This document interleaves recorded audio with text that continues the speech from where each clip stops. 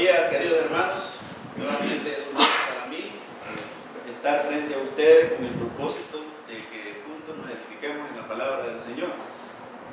Hoy es mi último bosquejo y gracias al Señor que me ha permitido pues disfrutar de este párrafo que me ha tocado, que es un poco complicado, no muy fácil, pero con la ayuda del Señor y las oraciones de ustedes, pues el Señor me ha permitido pues elaborar el último bosquejo con el cual me estoy despidiendo. Y para ello quiero invitarles pues a que hagamos una breve oración para iniciar la predicación. Padre, te agradecemos en este momento por la salvación que tú nos has dado en Cristo. Somos bendecidos grandemente por tu gracia, porque nos escogiste desde antes de la fundación del mundo para que fuésemos tus hijos, santos y sin mancha. Señor, gracias por la comunión con mis hermanos, con nuestro profesor en este módulo, Señor, que ha sido una bendición para mí, el poder, Señor, recibir de él las observaciones necesarias para que nosotros podamos perfeccionarnos para predicar con pasión y precisión tu palabra. Bendice, Señor, esta palabra que vamos a leer en este momento, que podamos ser edificados a través de ella. En el nombre de Jesús oramos. Amén. Amén. En Kenia, África, hay una organización terrorista llamada Mau Mau. Se dice que el jefe de esta organización, que es Jomo Kenyatta, el jefe de esta organización, es totalmente anticristiano. Este grupo se ha dado la tarea de perseguir a los cristianos hasta exterminarlos. Esto es en Kenia, África. Pero los cristianos, a pesar de la persecución de que son objeto, han tenido suficiente valor para desafiar los peligros ante estos anticristianos. Los kenianos aprovechan toda oportunidad de que cuando alguien les llega a predicar, o saben ellos que alguien ha llegado porque tiene el propósito de predicarles la palabra, ellos se reúnen en los templos, a pesar de las dificultades que tienen, a pesar de las dificultades de algunos que han sido muertos por esta organización, y ellos llenan los templos. Pero, sin embargo, esta organización, cuando estos cristianos han estado reunidos en los templos, les han metido fuego y algunos han muerto quemados y otros martirizados por esta organización terrorista. Pero ellos no escatiman ningún esfuerzo, ellos caminan grandes kilómetros. Todavía cuando ellos saben que alguien les ha llegado a predicar, ellos caminan grandes kilómetros, 1, 2, 3, 4, hasta 15, 20 kilómetros, con el propósito de edificarse en la palabra de Dios.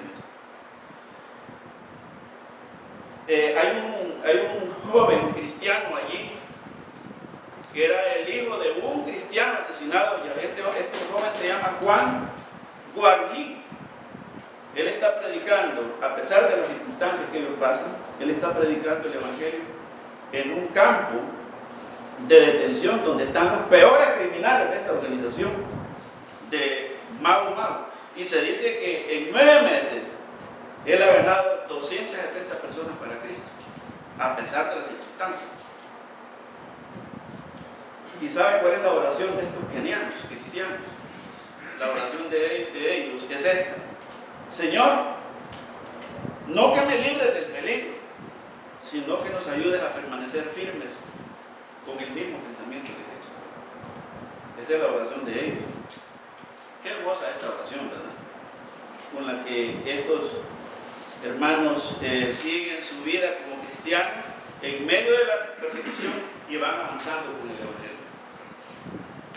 En esta mañana, hermanos, quiero hacer un repaso de los bosquejos anteriores, los 2 bosquejos anteriores, y lo voy a ir repitiendo despacio para que los que quieren anotar, pues lo anoten. Pero antes, vamos a leer el capítulo 4, versos 1 al 6, antes de repetir los puntos anteriores. Dice la palabra de Dios, 1 Pedro 4, 1 al 6, puesto que Cristo ha padecido por nosotros en la carne, Vosotros también armados del mismo pensamiento, pues quien ha padecido en la carne terminó con el pecado, para no vivir el tiempo que resta en la carne conforme a las concupiscencias de los hombres, sino conforme a la voluntad de Dios. Baste ya el tiempo pasado para haber hecho lo que agrada a los gentiles, andando en lascivias, concupiscencias, embriagueces, orgías, disipación y abominables idolatrías. A esto les parece cosa extraña que vosotros no corráis con ellos en el mismo desenfreno de disolución y os ultrajen, pero ellos darán cuenta al que está preparado para juzgar a los vivos y a los muertos. Porque por esto también se ha predicado el Evangelio a los muertos, para que sean juzgados en carne según los hombres, pero vivan en espíritu según Dios. Quiero ahora repetir los dos bosquejos anteriores. Estuvimos viendo en el primer bosquejo que Cristo ordena a los cristianos armarse de su mismo pensamiento a fin de ser victoriosos en medio del sufrimiento. Y vimos dos maneras para armarnos del pensamiento de Cristo en el primer bosquejo, a fin de ser victoriosos en medio del sufrimiento. El primer punto es considerando el sufrimiento de Cristo, versículo 1, parte A. El segundo punto que vimos allí es armándose del pensamiento de Cristo, versículo 1, parte B. Y el segundo sermón que vimos otras dos maneras, renunciando a las concupiscencias de la carne, es el tercer punto. Renunciando a las concupiscencias de la carne, el versículo 2. Y el punto 4 es viviendo en santidad el tiempo que resta, versículo 3. En total, vimos 4 puntos, 2 en el primer sermón y 2 en el segundo, haciendo un total pues, de 4 maneras.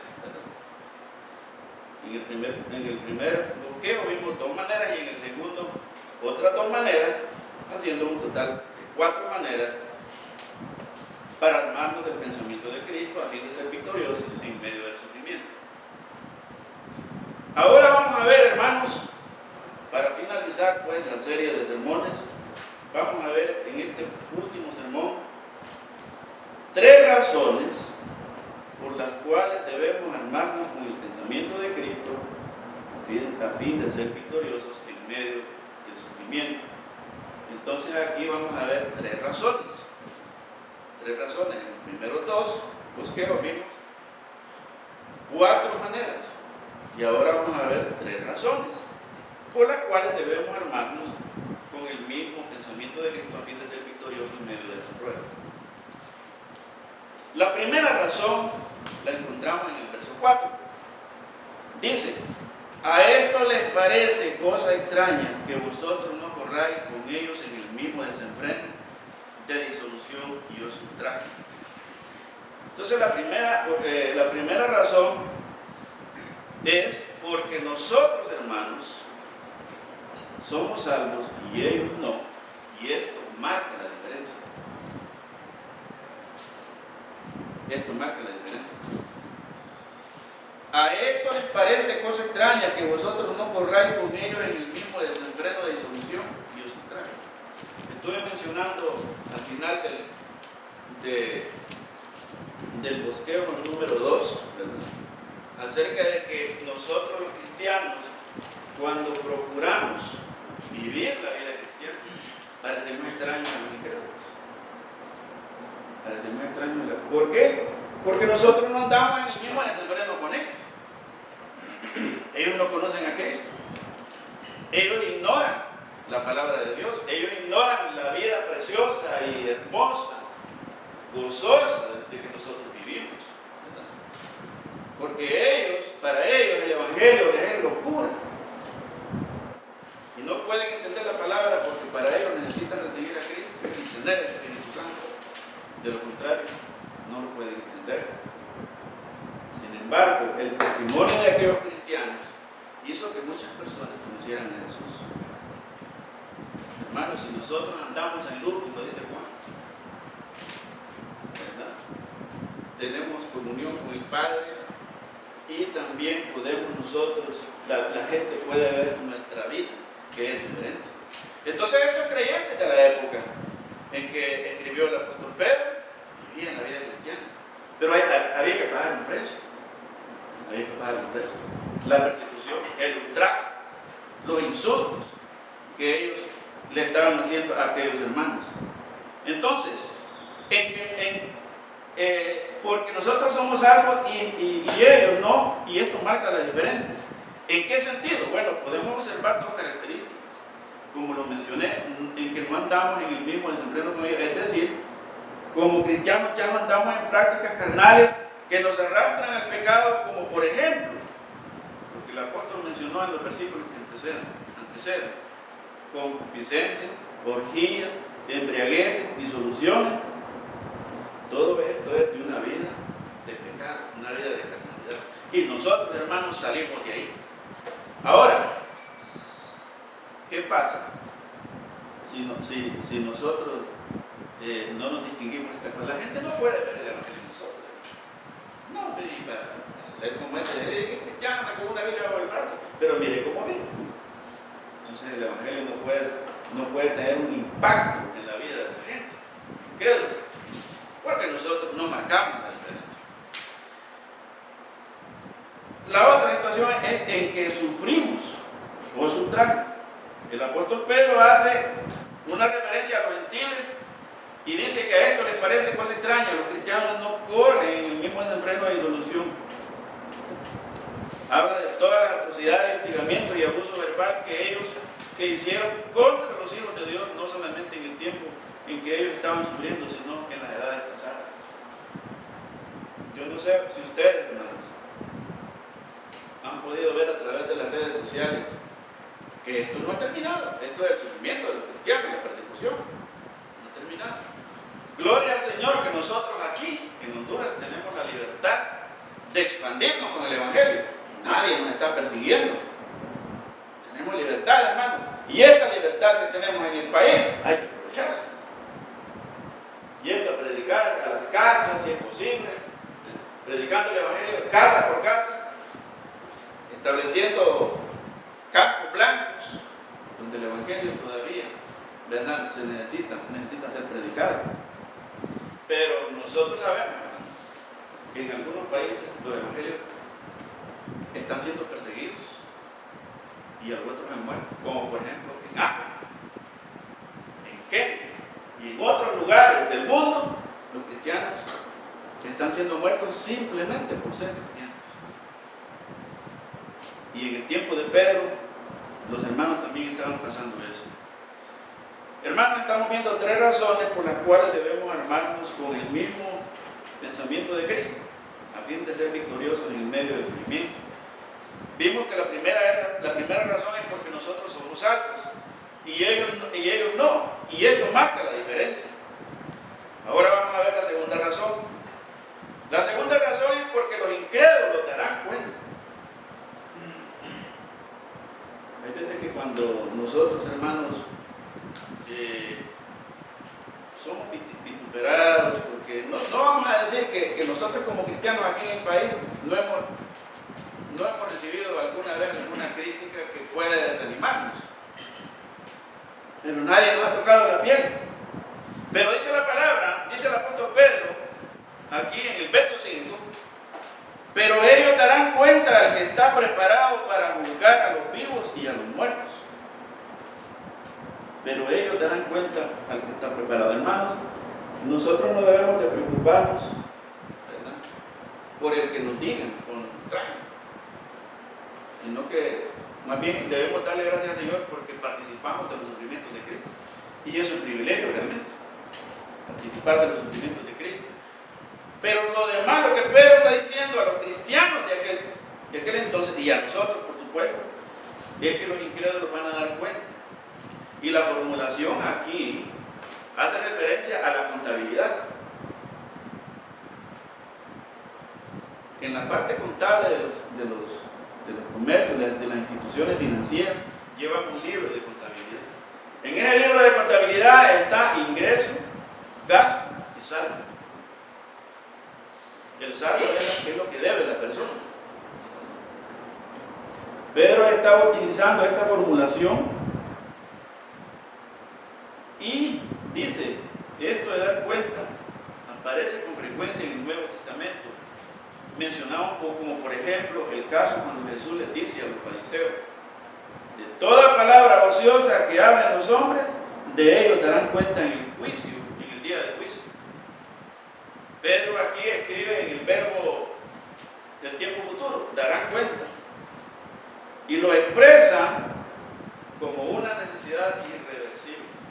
¿Qué quiere decir esto? Que en aquel día, hermanos, cuando el Señor llame a dar cuentas a cada uno, ellos, los incrédulos no podrán esconderse. Pueden buscar, no quiero hacer presencia, no podrán esconderse, no podrán ocultarse. Porque el juez ya está preparado. El juez ya está preparado para pedir cuentas a cada uno de las personas que en vez de recibir a Cristo como un Salvador, han vivido una vida de pecado y han rechazado el mensaje del Evangelio, antes bien han dado muerte a sus hijos, a los creyentes. ¿A quién darán cuenta ellos? Bueno, darán cuenta al juez. Y vamos a ver algunos versículos aquí. Algunos versículos aquí en 1 Pedro 1:5, un contexto. 1 Pedro 1:5 dice que sois guardados por el poder de Dios mediante la fe para alcanzar salvación que está preparada para ser manifestada en el día postrero. El apóstol Pedro describe al juez y en el versículo 17, siempre del mismo capítulo 1, dice, y si invocáis por Padre aquel que sin acepción de personas juzga según la obra de cada uno, conducido con temor todo el tiempo de vuestra peregrinación. Aquí está haciendo mención acerca del Padre como juez, pero ya vamos a ver a quién delega el juicio del Padre. Capítulo 2, verso 23 dice, el cual no hizo pecado ni se halló engaño en su boca, refiriéndose al Señor Jesucristo. El verso 23 dice, quien cuando le maldecían no respondía con maldición, cuando padecía no amenazaba, sino que encomendaba la causa al que juzga justamente. Acordémonos, hermanos, que en el primer boqueo nosotros vimos los sufrimientos del Señor, cómo sufrió el Señor. Sin embargo, cuando a él le maldecían, no amenazaba, sino que encomendaba la causa al que juzga justamente. Y esa es la línea que nosotros como cristianos tenemos que llevar. Dejarle todo al Señor. No importa cuáles sean las circunstancias, pero al que está preparado para juzgar a los vivos y a los muertos, en el verso 5, en el contexto de la epístola de Pedro, Dios es el juez, ya lo vimos. Pero el apóstol Pedro, en el sermón predicado en la casa de Cornelio, describe al Señor Jesucristo como juez. Vamos a ver el versículo en Hechos 10:42 para confirmarlo. Hechos 10:42 dice la palabra de Dios, y nos mandó que predicásemos al pueblo y testificásemos que Él es el que Dios ha puesto por juez de vivos y muertos. Entonces, ¿quién es el juez? ¿O quién es el juez que está preparado para juzgar a vivos y a muertos? Nada más ni nada menos que nuestro Salvador. Él es el juez. Dios le ha delegado el juicio al Hijo. Pablo lo describe en 2 Timoteo 4:1 como el juez. El apóstol Juan en Juan 5:22 y 27, me gustaría que leyéramos ese versículo, es bien interesante. Juan capítulo 5 y verso 22 dice,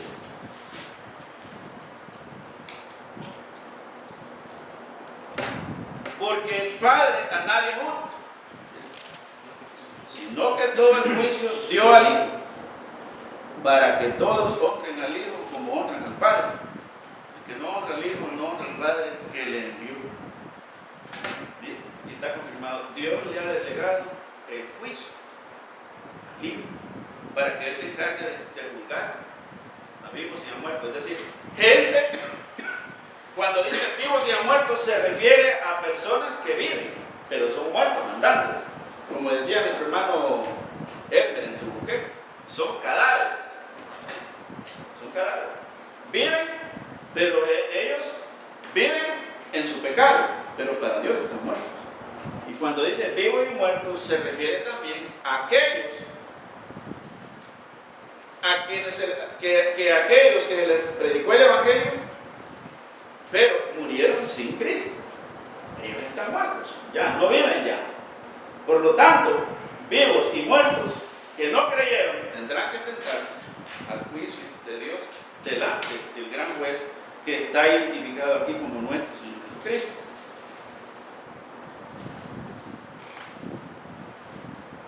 Ya vimos aquí que nadie dice que el Padre a nadie juzga, sino que todo el juicio se lo ha dado al Hijo. Y en Hechos 17:31, vamos a ver lo último de esta parte. Hechos 17:31 dice: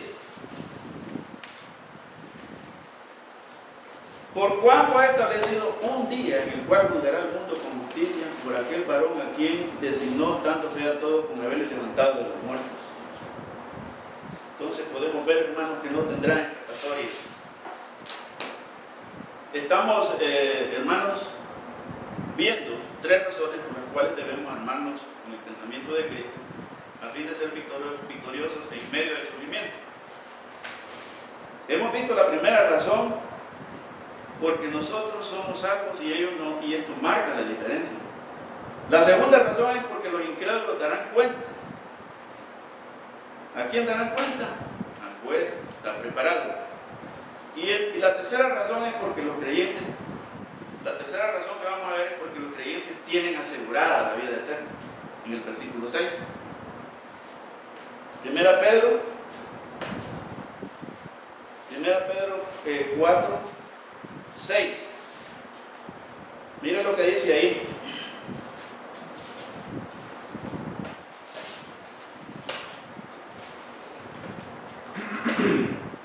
Porque por esto también ha sido predicado el Evangelio a los muertos, para que sean juzgados en carne según los hombres, pero viven en espíritu según Dios. Porque por esto, hay una conjunción aquí. Porque, o pues, junto a la palabra siguiente, esto nos explica que la cláusula que dice que Cristo juzgará a los vivos y los muertos, en cambio, si tenemos en mente el contexto más amplio, vemos que la conjunción tiene que ver, hermanos, con el que el Padre ha delegado el juicio. Ya lo vimos aquí, ha delegado el juicio al Hijo. Es decir, el juicio que Cristo ha llevado a cabo en sus adversarios y justificación de los creyentes. Para ser más exactos, hemos de decir que la palabra porque apunta hacia más adelante o hacia el fin o a fin de qué. Que está en la cláusula segunda, que está en la cláusula de la segunda parte del versículo 6, en lo que Pedro menciona juicio y vida. Se les predicó el Evangelio por medio de un verbo impersonal. En el texto griego dice fue predicado, lo que significa que el Evangelio fue predicado en el pasado. Fue predicado en el pasado. Pedro no está comunicando el contenido de la proclamación, ni siquiera en las personas que predicaron el Evangelio. Solo está comunicando el hecho de que la predicación, la elección del tiempo pasado es significativa en razón de la frase siguiente: aún a los muertos, que está aquí en el versículo 6. Porque por esto también ha sido predicado el Evangelio a los muertos, para que sean juzgados en carne según los hombres, pero viven en espíritu según Dios.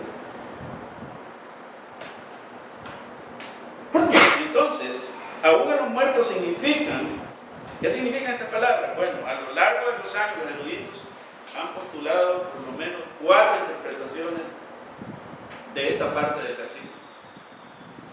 La primera interpretación es que dice que los muertos se refieren al descenso de Cristo al infierno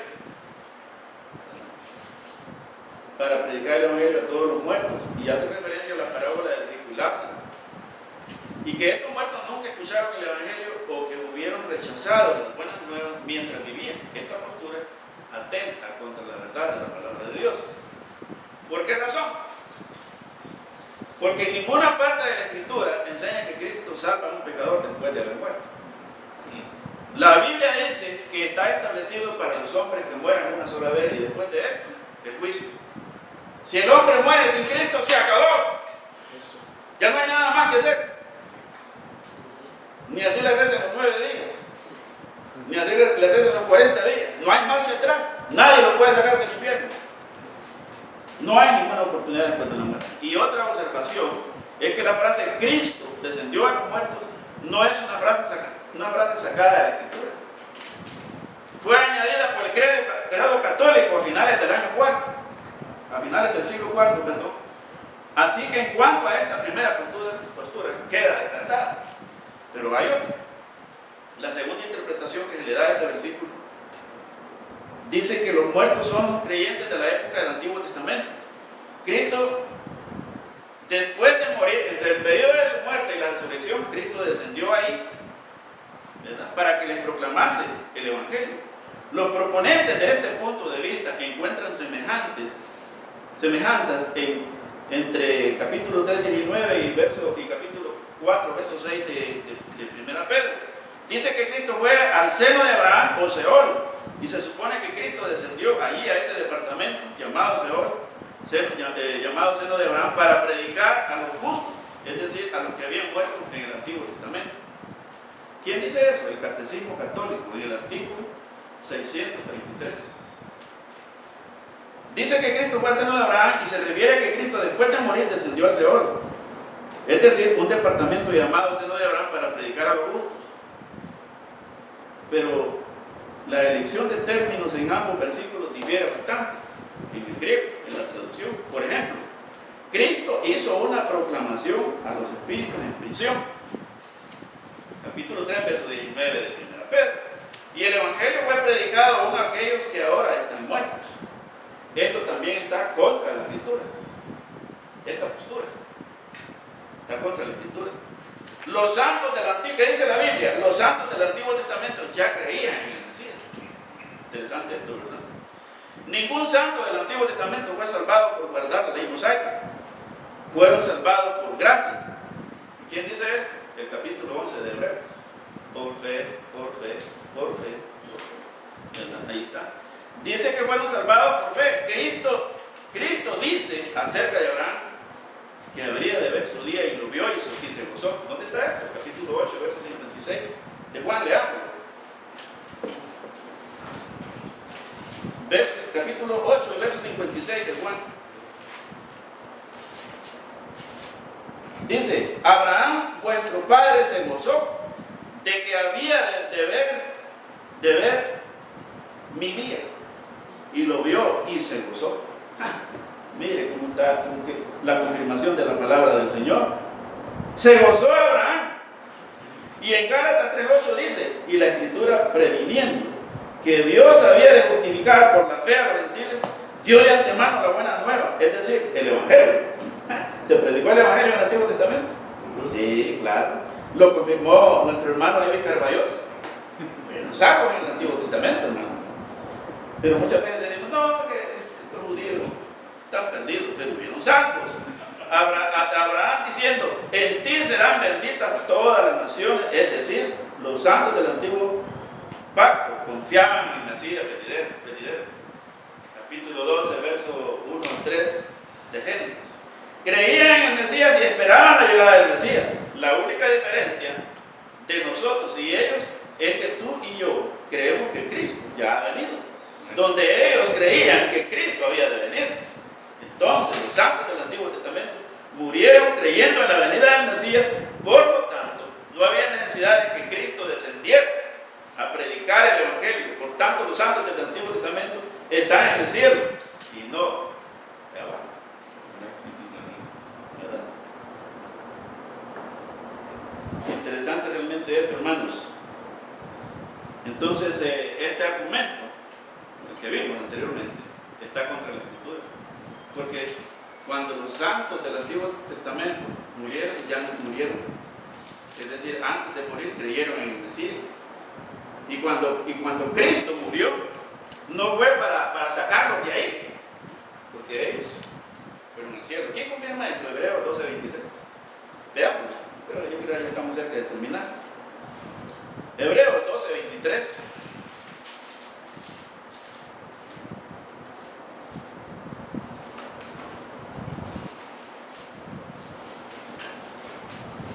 Miren lo que dice la palabra de Dios. Hebreos 12:23. A la congregación de los primogénitos que están inscritos en los cielos. A Dios el juez de todos los espíritus de los justos, hechos perfectos. Finalmente, hermanos, los intérpretes contemporáneos dicen que los muertos son los cristianos que oyeron el Evangelio durante su vida y creyeron en él, pero que luego murieron. Según la interpretación, la expresión muertos se refiere a personas que han muerto físicamente. Tiene el mismo significado los versículos 5 y 6. Y aunque podría presentarse la objeción de que Pedro debía haber usado una expresión como los que durmieron, Pedro la podía haber usado como la usa Pablo, los que durmieron. El creyente en Cristo no muere. El término aquí es que duerme. Interesante, ¿verdad? Esta esperanza que tenemos, de por eso Pablo dice, es poderoso para guardar mi depósito para aquel día. El creyente solo ha ido a dormir y su cuerpo está depositado ahí. Pero en el día de la resurrección, los muertos se levantarán. Entonces, de las tres interpretaciones, o de las dos interpretaciones, esta última es la más acertada. Como es lógico de suponer, numerosos teólogos han adoptado esta explicación del texto, que es la última y la más prevaleciente.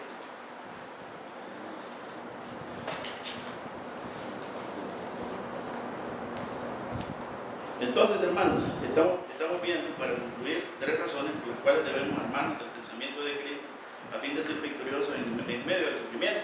La primera razón que vimos es porque nosotros somos salvos y ellos no, y esto marca la diferencia. La segunda razón es porque los incrédulos darán cuenta al juez que está preparado.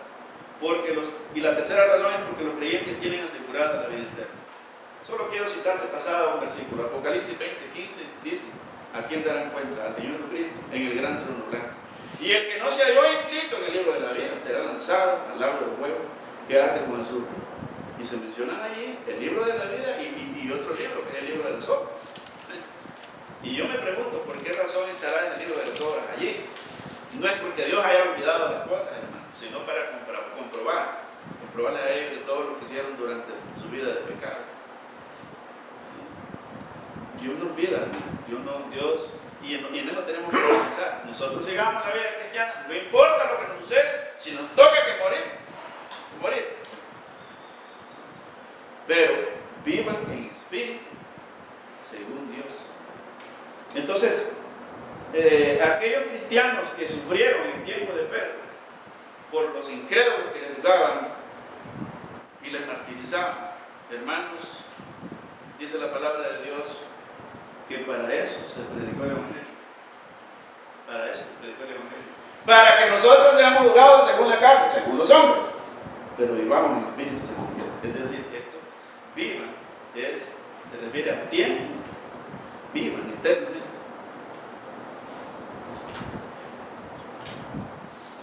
Una aplicación breve para nosotros, hermanos. Yo anoche estaba muy contento en la reunión en la casa de nuestro hermano Carlos y estábamos leyendo la doxología. Y yo quiero terminar con una doxología ahora, hermano, para cerrar mi tema. Amado hermano, si algún día alguien te persigue o te ultraja porque vives como cristiano, considera el sufrimiento de Cristo. Ármate del mismo pensamiento de Cristo y deja lo demás al Señor Jesucristo, porque Él juzgará a los vivos.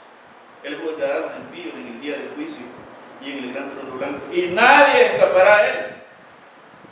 mire lo que dice Pedro: mas el Dios de toda gracia, que nos llamó a su gloria eterna en Jesucristo, dice esto: después que hayáis padecido por un poco de tiempo, Él mismo os perfeccione, afirme, establezca y fortalezca.